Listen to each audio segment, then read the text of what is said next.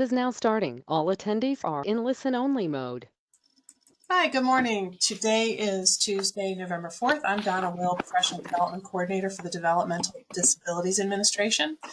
We welcome you to this webinar on positive behavior supports. It's our second cohort webinar. Today's presenters are Jennifer Jeffrey Pearsall and Dr. Meg DePasquale. Before we begin, I'd like to go over a few things about the webinar. Everyone's in listen-only mode for now.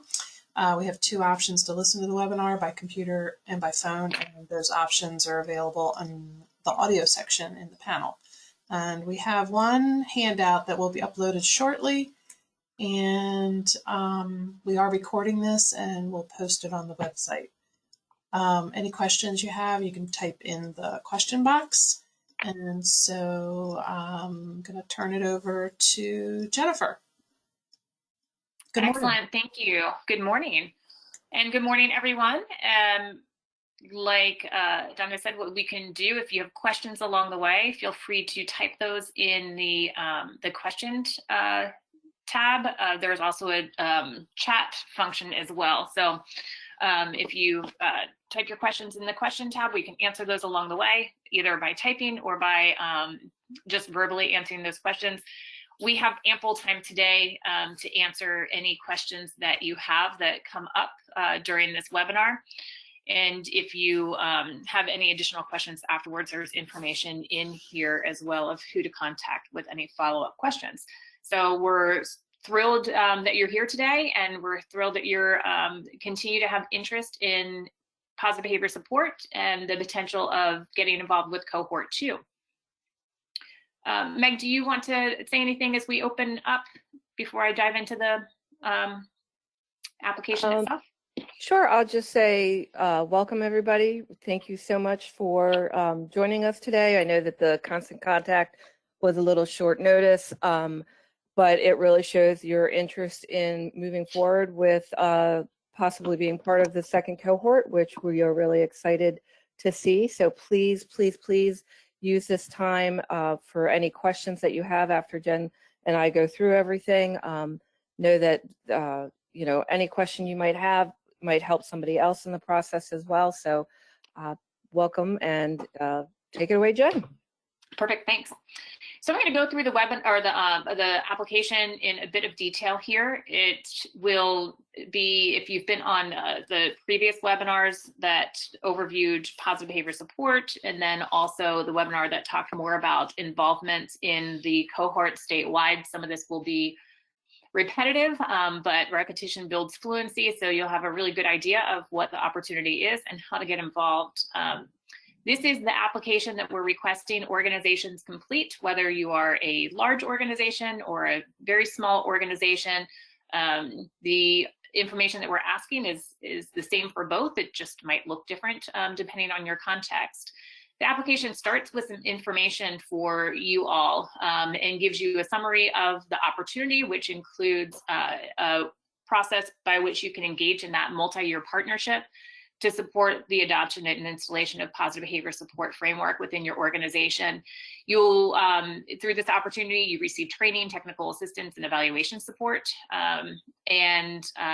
The work that is being done in the state right now is a collaboration between the Maryland Developmental Disabilities Administration as really the spearheading this effort and taking lead, and then collaborating with partners from the University of Minnesota Institute of Community Integration and Sheppard Pratt here in Maryland, as well as the University of Maryland Eastern Shore.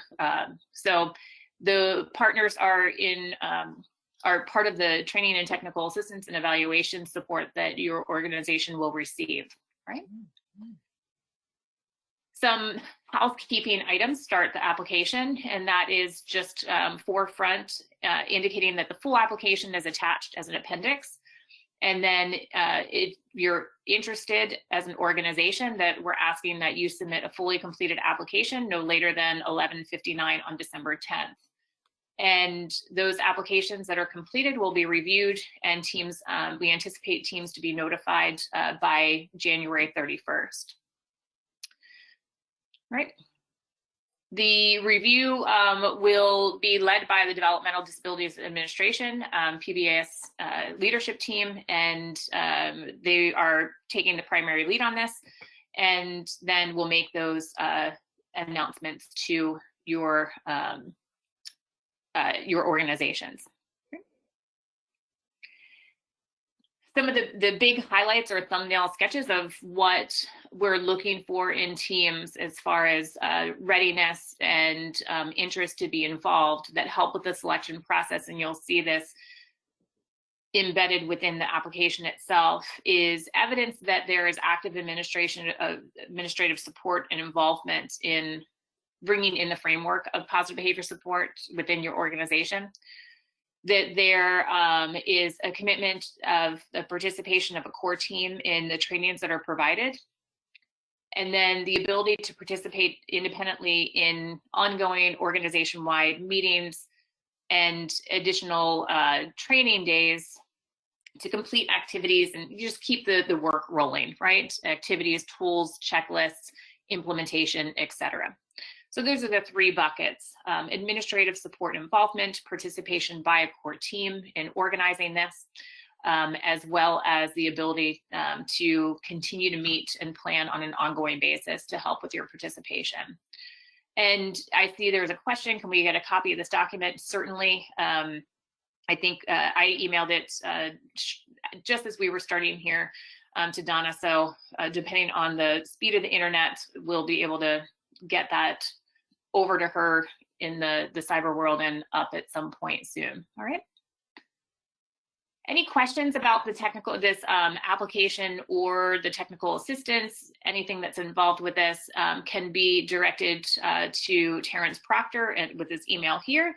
That's your first go-to person. And then we also have Dr. De Pasquale's information in here as well. And again, just a reminder that the application should be returned by December 10th at 11:59 p.m. and you can direct that directly to Terrence Proctor, the DDA. Perfect, thanks. And the documents are up there now. Right. So let's go through this a little bit. There's an introduction about positive behavior support, and I'm not going to read through all of this as we have gone through this in previous webinars. So if you're interested and investigating this as a possible framework to adopt, you can certainly go through those webinars and share that information with other key stakeholders within your organization so that you make an informed choice about your involvement in this process. Right. There is, and this is really the story of the Maryland DDA and interest in moving forward. The first cohort was trained in the spring of 2019, and we've kind of had a less than traditional rollout and movement forward because of the pandemic, but things are moving forward and we're excited to start with a second cohort. There's also an overview of positive behavior support, again, a short overview that can help with that deeper understanding. And again, if you're interested in more information about positive behavior support, as you think about moving forward with getting involved with this and thinking about your organizational community and readiness, etc., I would go back and watch those webinars. But we're talking about a framework of positive behavior support that extends across tiers of support. The first of which is the tier 1 or primary stage, and that's where cohorts enter into this process. Right.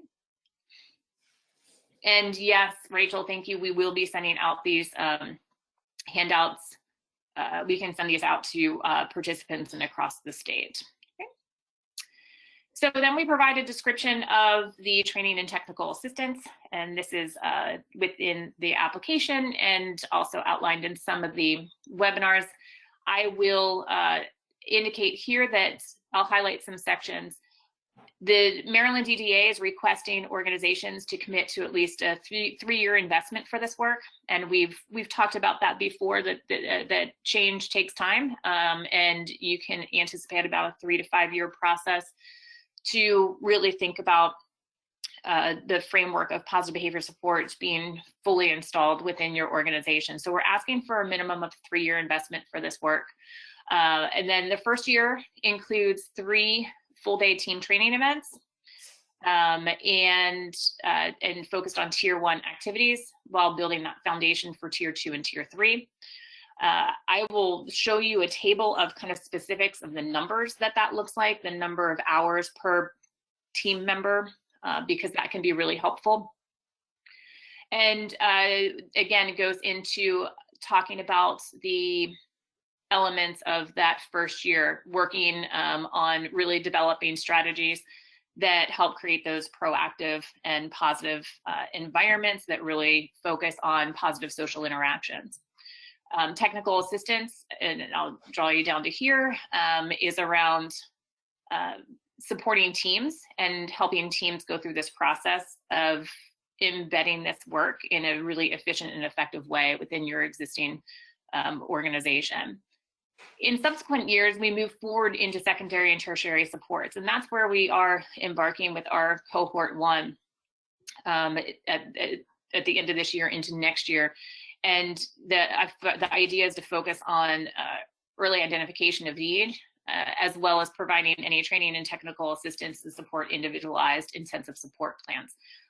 So the partnership that we're asking organizations to engage in through this mirrors that continuum of support, starting with the primary proactive, preventative support and going all the way up to supporting teams with Tier 3 intensive supports. In order to apply, we're asking for teams to commit to the following, and I'll highlight a few of these and then show you the readiness commitment document that's also an appendix within this application. So we're asking that teams are able to attend training and technical assistance that's not provided at no cost to organizations, the training and technical assistance and evaluation support. However, you know, there's FTE time, et cetera, to be able to allocate time. And if, cross our fingers, we can get in person, the travel time as well to attend any of these trainings in person. The team trainings we like to have in person as much as possible. The technical assistance and evaluation support is individualized to organizations, and so that is us coming to you. We ask that there's leadership support and organization-wide team to be able to carry out this work. We're also asking that organizations identify a PBS point of contact to be the primary contact and communication path with the Maryland DDA. The primary point of contact, or the PBS POC, will engage in training with the team, but also attend some additional webinars throughout the year so that they are current with where we're headed with this work, because they are going to be your primary communication link and loop with the Maryland DDA. We ask that you are committed to engaging in staff trainings and technical assistance activities, as well as a data sharing commitment. Okay. The data sharing commitment includes being able to agree to collect and have data collected on implementation fidelity and related evaluation outcomes. And we've identified a few outcomes with first cohort and that were very much informed by the voice of that cohort. Any data that is reported through this process will be de-identified in nature to evaluate the progress as a state. And so we're looking at self-evaluation of fidelity and some other fidelity tools that we come on site to help collect. Data sources that could be included in the outcomes and effort are de-identified incident reports, any data around cultural awareness and competencies and strategies, workers' compensation claims, staff turnover, retention rates, and quality of life. Those could be some of those data sources that we look at leaning into as far as the outcomes that we would be anticipating as a result of this work.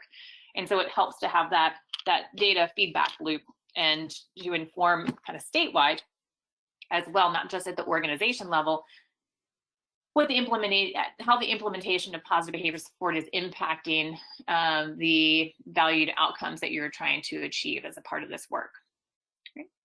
I'm going to pull up the readiness checklist, and this is part of the application, but I'm going to pull it up as a separate document so that we don't you don't have to see me scrolling around, right? There we go. All right. So within the application, you'll find this readiness checklist. And this is something that we're going to ask you to complete as part of the application. It very much mirrors everything that I just talked about, and indicates that there is a commitment to positive behavior support, as well as person-centered framework and focuses, with time allocation for staff development and team planning. That's an administrative decision. That you have a team identified, that you have the executive director or CEO or head administration as an active participant on the team. And I'll show you those where you can list that information as well. That there's administrative commitment, this is number 4, that there's an implementation through a 3 to 5 year process. Number 5 is that the team commits to meet at least once a month during the year to analyze and problem solve data and support the development of this work and implementation of this work. That the team will evaluate ongoing interest and buy-in with staff and people living and working in the setting and administration. That you have allocated funding to support ongoing staff development and cohort training. Again, the training and technical assistance and evaluation support are provided to you. It's just having the allocation within your organization to provide that time for staff to be able to access those trainings and technical assistance opportunities. We're asking that a point of contact be identified, 1 to 3. Sometimes it's nice to have a backup in case there's any kind of turnover or any extended periods of time out, so that you know, if you could do 1 to 3 points of contact. Again, this is the person who is going to be that communication path between the Developmental Disabilities Administration, PBS work, and the PBS work in your organization. We do ask that you commit to engage in internal trainings and support for your staff through coaching or technical assistance to support staff in implementing the skills that you're asking them just to implement or focus in on, especially through Tier 1, and then as you move into Tier 2 and Tier 3 planning. And then throughout this first year that you'll work with the trainers from the DDA partnership to identify data that's already collected to use for self-assessment and thinking about those valued outcomes. Okay.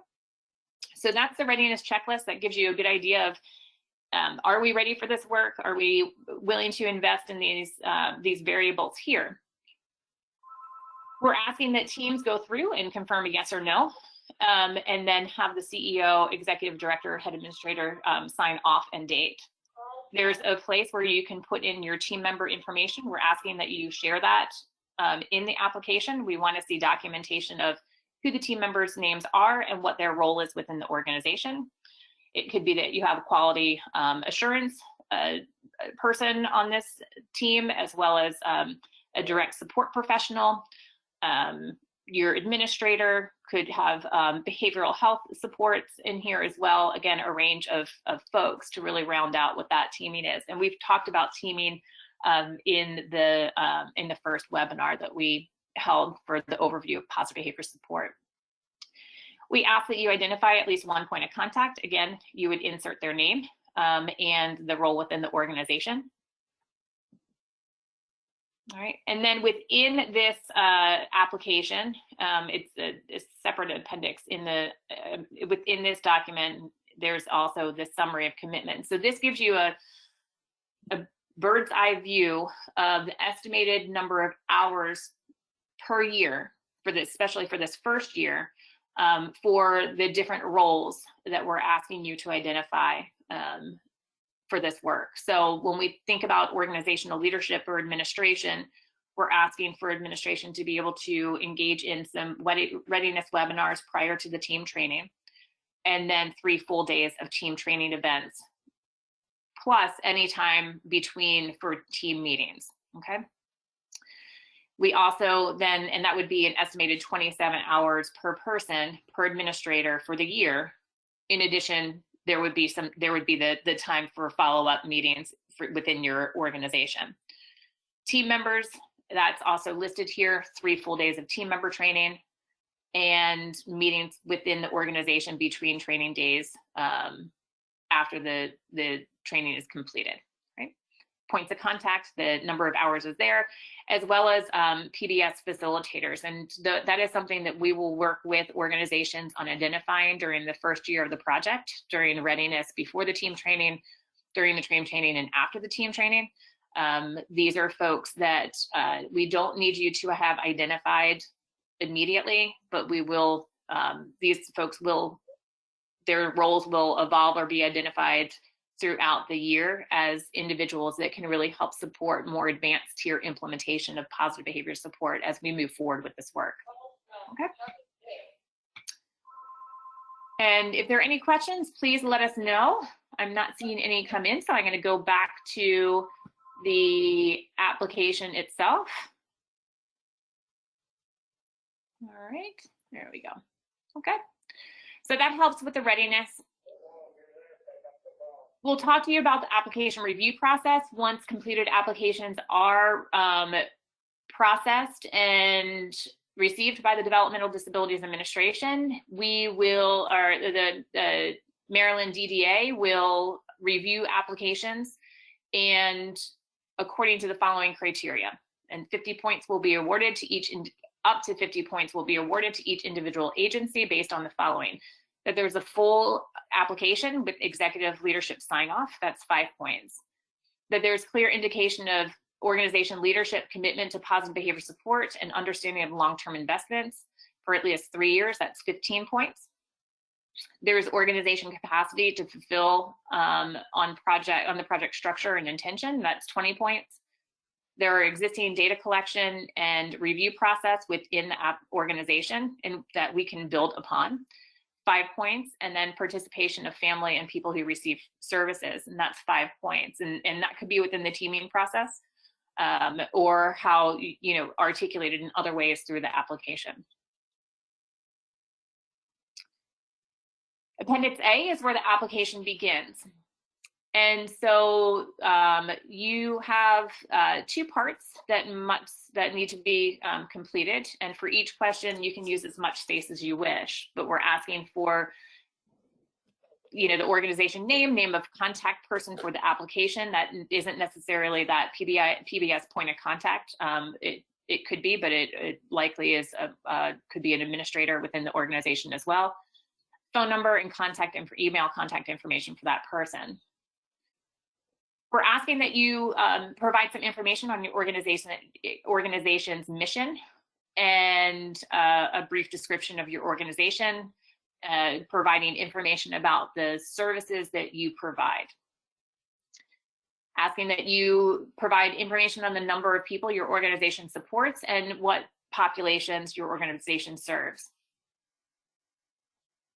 This gives us an idea of the more information about your organization that helps with that context. And again, these questions should be specific yet general enough to apply across different levels of organizations, different sizes, different priorities and missions.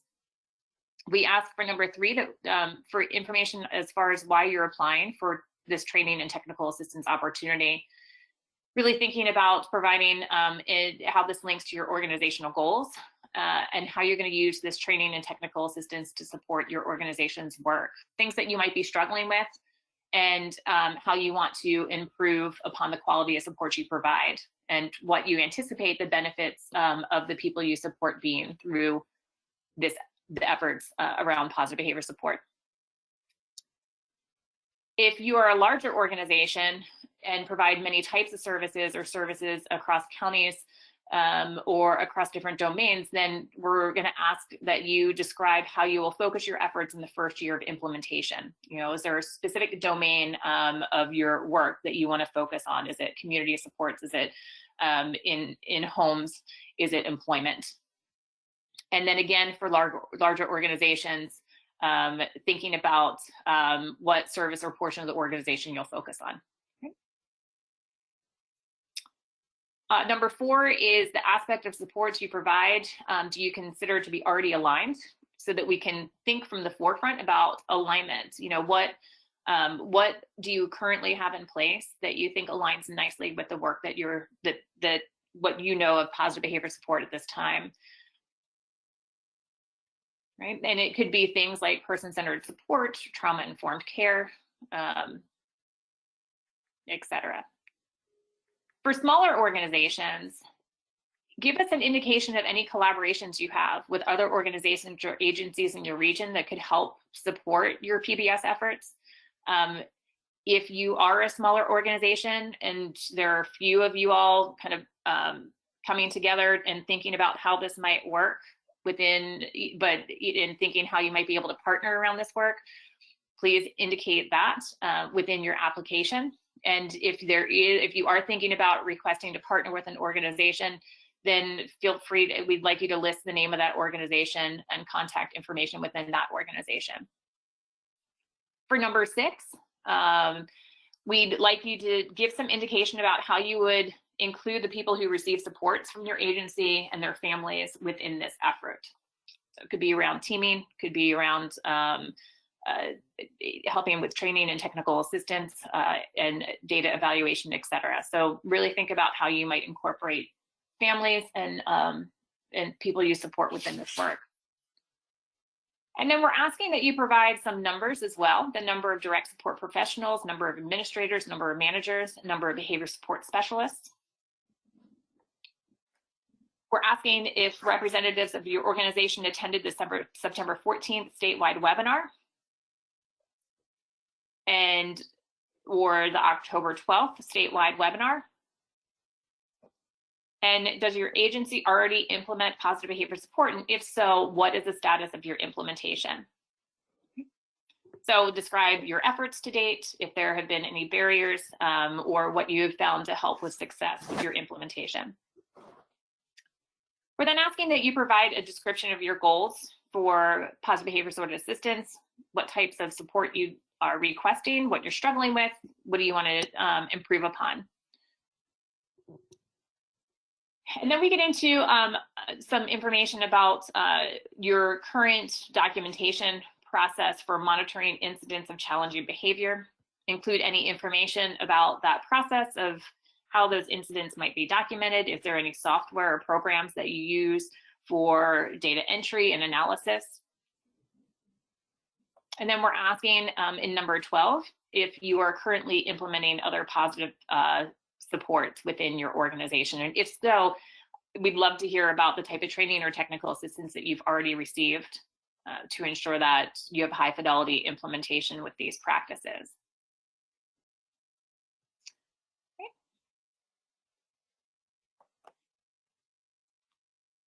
And again, what are your goals for organization-wide, if thinking about the other person-centered approaches, or I'm sorry, positive behavior support approaches that you have within your organization? If you were to be part of this cohort, where's your mindset when it comes to your goals for integration with other priorities? And then we're asking, does your organization collect information about quality of life? And if so, describe what you collect and how those data are collected. All right. So essentially, the application gives us a bit of the information about your organization as far as the size of your organization, the types of individuals and people that you support, but also opportunities for you to share with us a narrative about why you're interested in engaging in this work. Part 2 is a little bit more about just identifying those who are going to be involved with this work. So we're asking in part 2 here that you list 1 or 2 points of contact and their role and their email. We're asking that you are asking that you include administrators and management level professionals who will participate in the 3 full days of training, right? And you do not have to have 5, but up to 5 administrators or management level personnel to be involved. And then we'd like you to list any other team members. We do encourage teams to include direct support professionals in this. And you'll send the application to Terrence Proctor, and you can use this email for sending that to him by 11:59 on December 10th. Sorry, I was stumbling on that for a moment, right?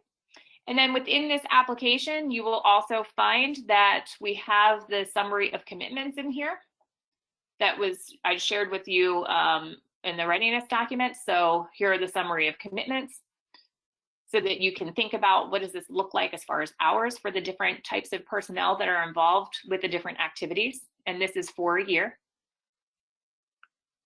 And then we also have in here the readiness checklist. So this is all in one spot for you. And we're asking that you complete the application and the readiness checklist. All right. And then there's one other piece of information within the application that could be helpful as you think about this and think, you know, Jen just said a lot of terms about a lot of different people.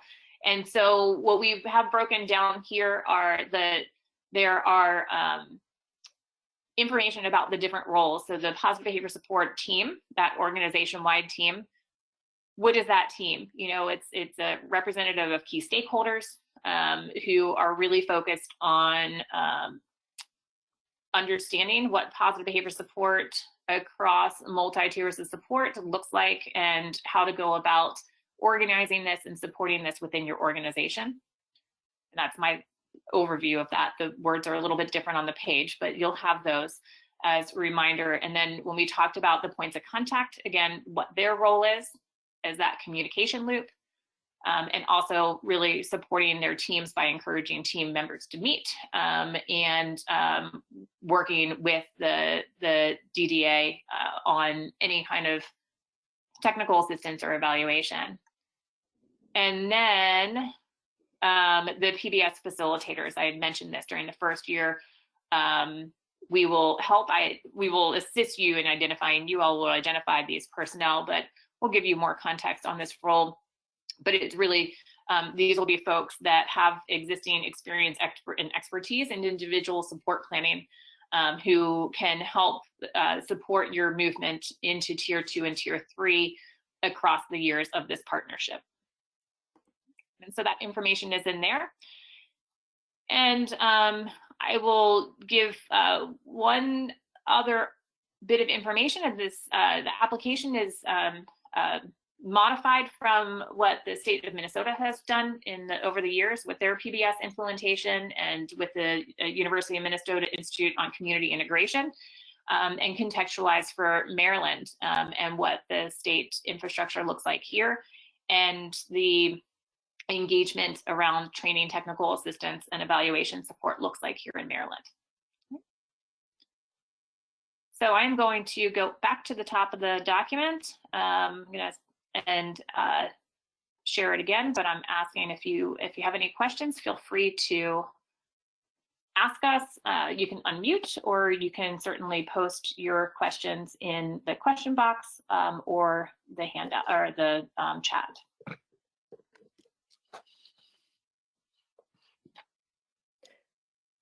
And I just wanted to say, while we're waiting to see if people have questions, I wanted to make sure that you all realize that we're here to help support.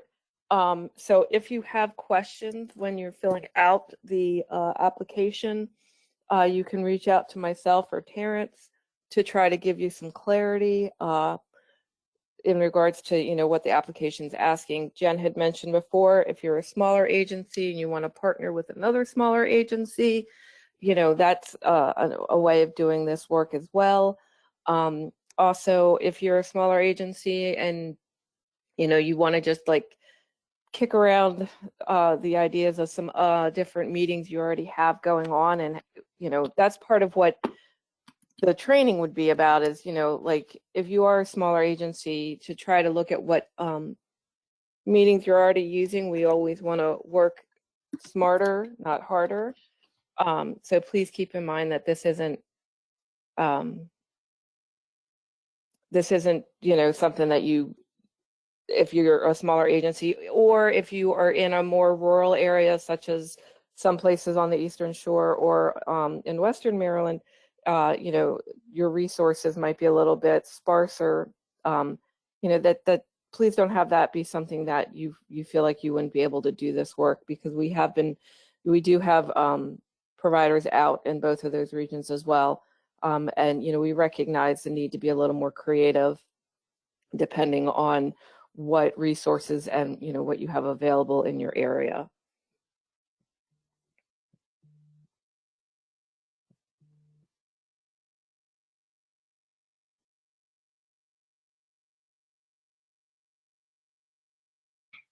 All right, and it looks like all participants have been unmuted to be able to, or given that unmute functionality, right? So that you can ask any questions that you have without having to type into chat. Can a new provider apply for positive behavior support? Absolutely. Positive behavior supports is a intervention that can be used in any in any provider agency and in any setting. And at any stage of the process too, right? Right. For organizations that have a long history, as well as newer organizations or providers that are starting up. Mm-hmm.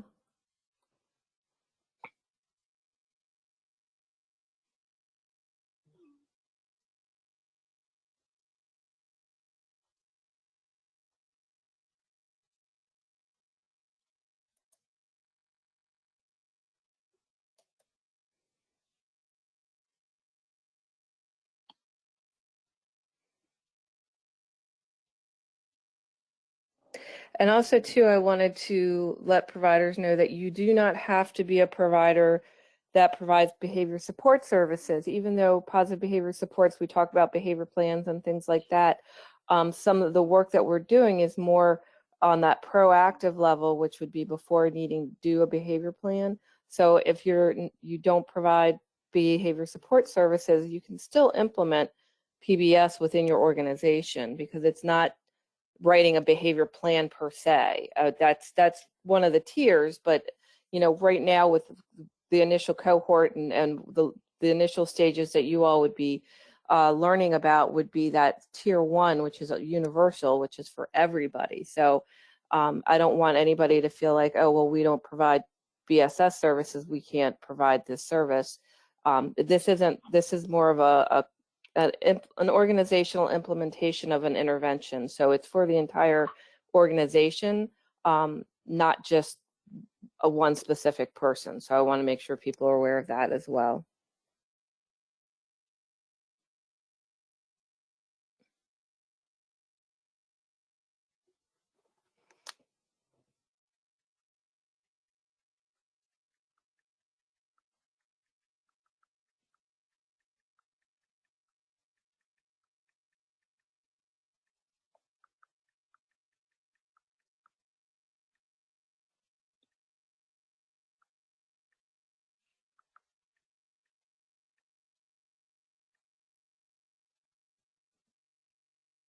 All right, I don't see any other questions coming in at this moment via chat or the question icon, but we can certainly stay on for a little longer as you have a few minutes to think about this, digest what we talked about, but also know that you might not know what the questions are until you get into really getting into the application. And that's where what Meg said, reach out to Terrence and or Meg about any questions that you have regarding the application.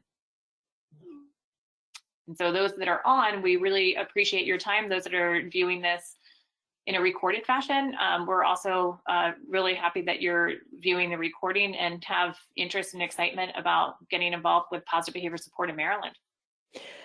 And I think what we'll be able to do is we'll put the I know that Donna had put out the two links for these documents here on this webinar.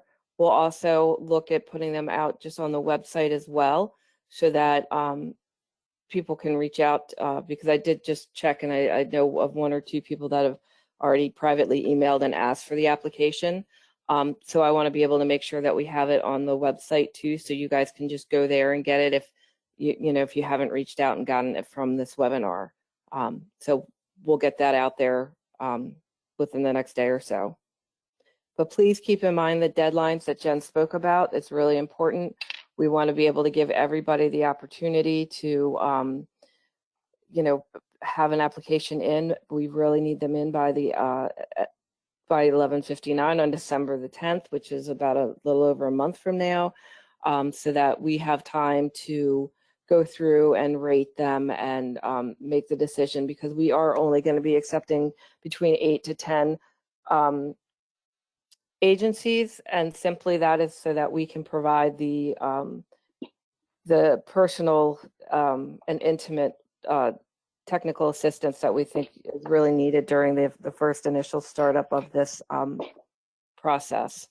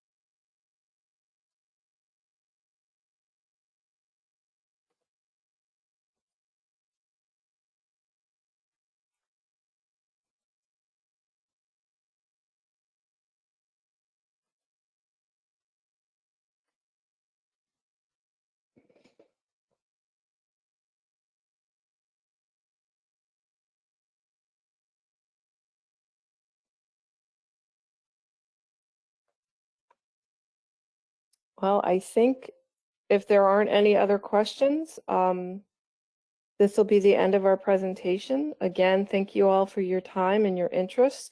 We look forward to seeing the applications coming in. And again, if you have any questions as you're going through this process, please feel free to reach out to myself or Terrence. We're always available, and we want to be able to ensure that any questions that you have, we can answer. So with that, thanks again, and everybody have a wonderful day. Take care.